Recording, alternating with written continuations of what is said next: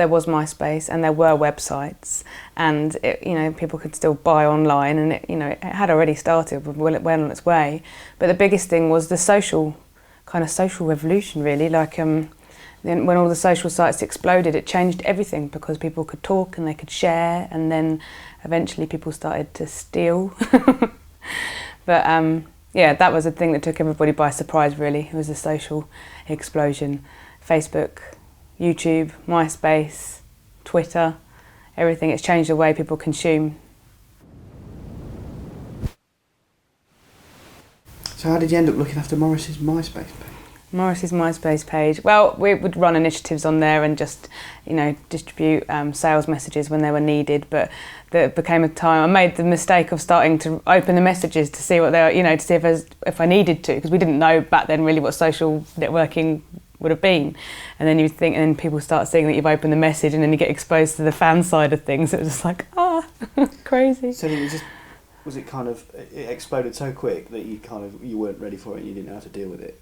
I think it wasn't until after it happened that we thought, crikey, that was massive. But when it was happening, it all makes sense, because it is essentially it's word of mouth marketing, but it's just online. So yes, people do come in, and messages do travel very quickly. And if you're clever, if you're a good marketing person, you can put a big buy me button in front of where people eventually get to. And that's what it's all about, really, is harnessing the power of all that conversation and then converting that into a sale.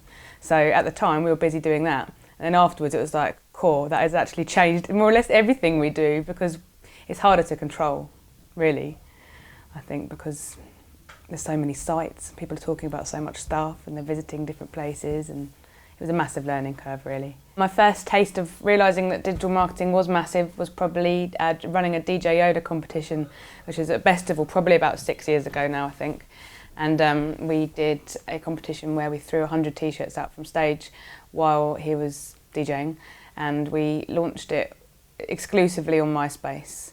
He probably had about 20,000 fans on MySpace at the time, friends as they're called, and everybody knew about it. We threw, I think it was 98 blue t-shirts and 2 gold ones, and whoever caught the gold ones would get to meet and greet Yoda the next day and get an album, I think it was.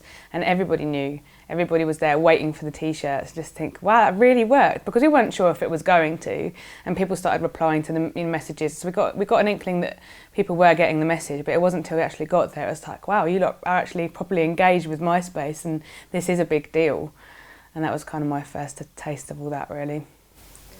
It seems to have sort of peaked now, MySpace, and it's sort of ground to a halt. What do you think was responsible for that? I think it didn't evolve quick enough or in the right ways, unfortunately. I'm a big MySpace champion.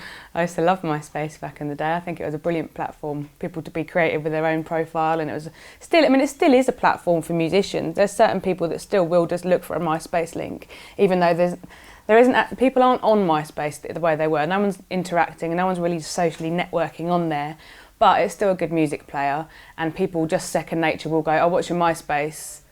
So people are a bit reluctant, artists are reluctant to delete their MySpace, and rightly so, because in the UK, we're pretty cynical, I think, but for international markets, MySpace is definitely still relevant.